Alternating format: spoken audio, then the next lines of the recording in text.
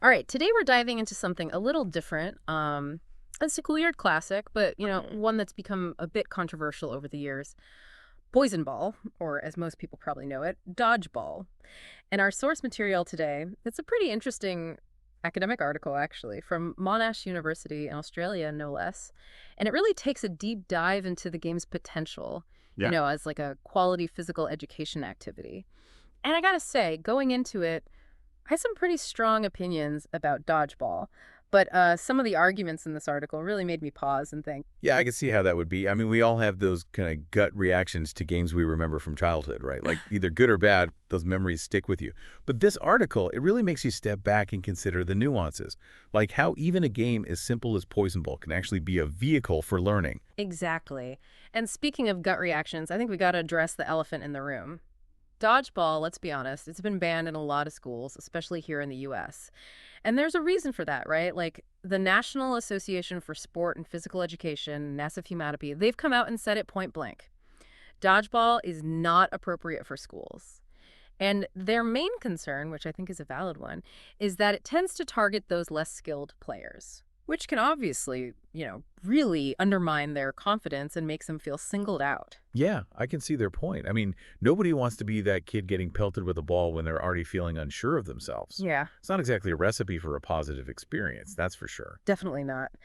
But the author of this article, Timothy Lynch, he presents a pretty interesting counterargument. He basically says, maybe we shouldn't be so quick to dismiss dodgeball outright. He thinks that with a few tweaks to the rules and with a skilled teacher guiding the game, Poison Ball can actually be safe, inclusive, and believe it or not, even educational. Interesting. So what kind of tweaks are we talking about here?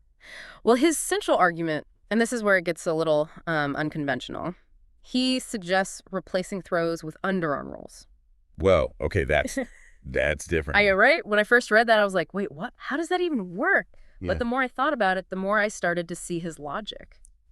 So break it down for me. How does that one change, throwing to rolling? How does that change the game so much? Well, first and foremost, it addresses that safety issue we were talking about. No more of those high velocity throws that can lead to injuries. But it goes deeper than that. By making it underarm rolls, it's not just about raw power anymore. It becomes more about like strategy and accuracy.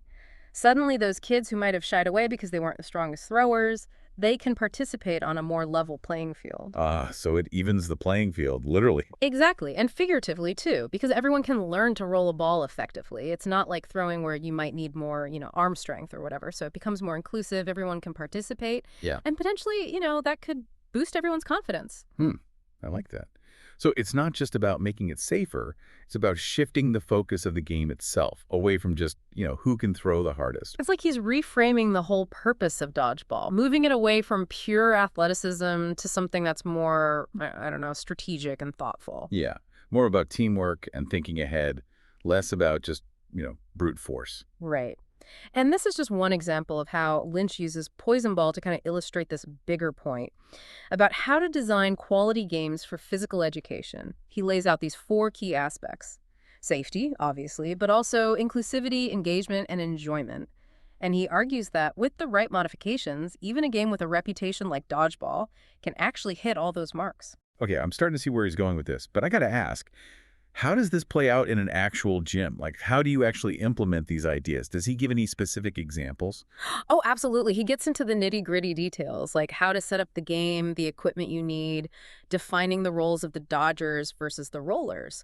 For example, he's really big on using soft, safe equipment like foam balls or those PVC volleyballs, even using flexible markers for the boundaries so kids don't trip over them. So he's really thinking through every aspect to minimize those risks. Exactly.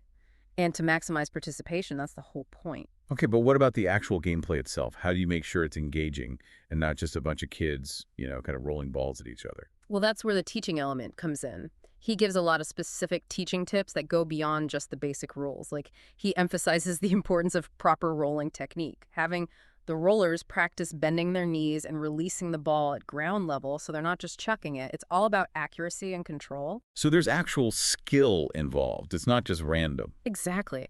And that focus on developing those skills, that's what makes it engaging.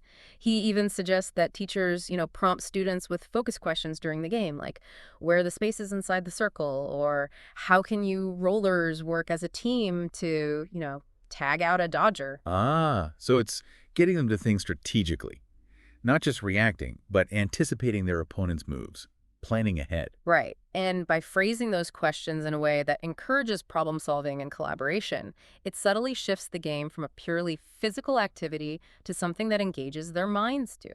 Wow, it's like he's sneaking in a lesson on critical thinking disguised as a game of poison ball. Exactly. And that's what I find so fascinating about this article. It really makes you see how even a seemingly simple activity, like dodgeball, can be elevated to a whole other level with the right approach. Yeah, this is making me completely rethink my whole perspective on dodgeball. I never would have thought it could be so, well, nuanced. Me neither.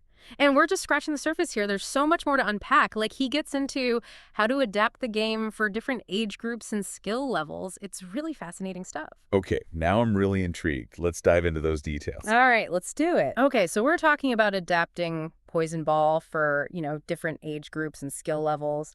And I'm picturing like a bunch of 5-year-olds trying to dribble a basketball while dodging these like rolling balls coming at them. It seems a little chaotic, to say the least. Yeah, I can see how that might be a bit much for the little ones. So how do you actually make this work? Like, what kind of teaching tips does Lynch give? Well, he's really big on breaking things down into smaller steps, Yeah. Like for those younger kids, maybe you just start with practicing the rolling technique, getting them used to that motion, and then separately you work on basic dodging movements.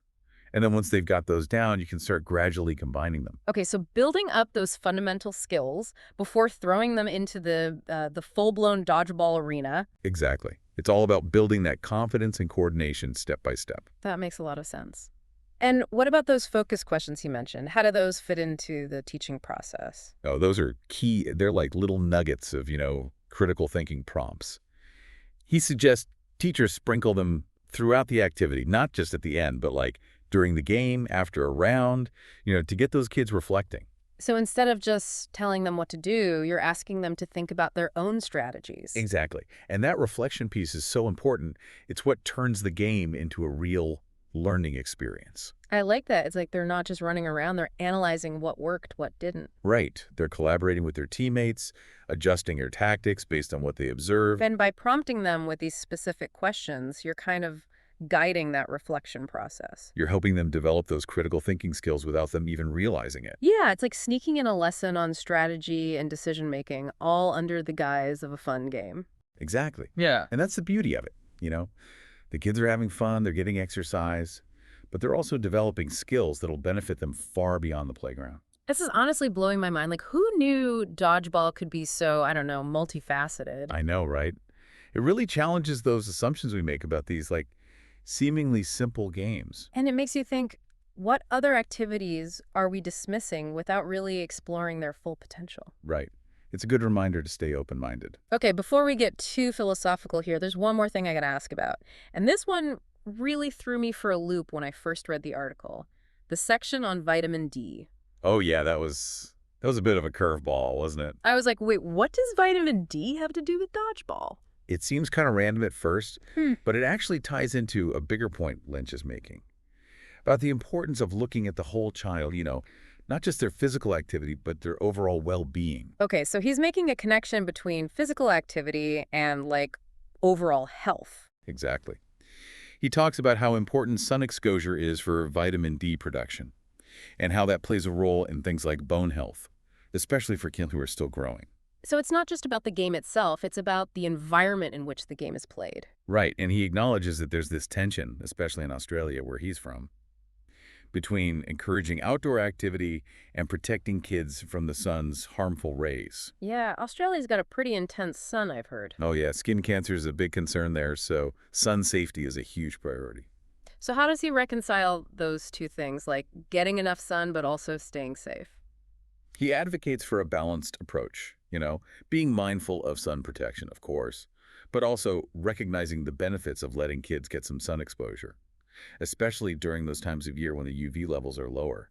He even gives specific guidelines for different regions of Australia based on their climate. So it's about being aware of the context, adapting your approach based on the specific circumstances. Exactly. And it goes back to that idea of being thoughtful and intentional, not just blindly following rules, but considering all the factors at play. Yeah, it's about making informed decisions, weighing the risks and benefits. And that's a skill that goes way beyond physical education or even just childhood games. It's a life skill, really. Absolutely. So we've covered a lot of ground today, a lot of interesting ideas. What would you say is the most important thing listeners should take away from this whole discussion about Poison Ball? For me, it's like, don't judge a book by its cover. Or a game, I guess. You Yeah. know, I came into this whole thing thinking dodgeball was just kind of like a chaotic free-for-all. But the way Lynch approaches it, it really changes the whole dynamic. It shows how even something with a reputation for being, kind of a rough and tumble game can be adapted to be more thoughtful, more strategic, even educational. I think that's a really important point. Like, we get so stuck in our ways of thinking about things. We make these assumptions based on our own limited experiences. And we miss out on all those hidden possibilities. Exactly. Yeah. And that goes for everything, not just games. It could be an activity, an idea, a person, anything really. It's about being willing to, like, step outside those preconceived notions. To be curious, to ask questions, to really dig deeper. Yeah, and this whole deep dive has been a perfect example of that. I mean, who'd have thought we'd end up talking about vitamin D in an episode about dodgeball? Right. But that's what makes it so interesting. And it also highlights that bigger point about context. What works in one situation might not be appropriate in another. It's about being adaptable, being aware of all the different factors at play. And ultimately, it's about making informed decisions. Well said. So I think it's time to wrap up this deep dive. But before we go, I want to leave our listeners with a little something to think about. Okay, I'm all ears. Think about something you've dismissed in your own life. Yeah. Could be an activity, a practice, an idea, even a person, like we said. Something you've always considered, too risky or not for you. I'm already thinking of a few things. Now, here's the challenge. I want you to approach that thing with fresh eyes, with the same curiosity and open-mindedness that we've been talking about today. So, give it a second chance. Exactly. Ask yourself, what potential might I be missing here? How could I adapt this to make it work for me? You never know. You might discover something amazing. You might even surprise yourself. It's a good reminder that learning and growth can come from the most unexpected places. Couldn't have said it better myself. So go out there, explore, and keep those minds open. And if you come up with a revolutionary new version of dodgeball, be sure to let us know. We'd love to hear about it. Until next time, keep diving deep and keep challenging those assumptions.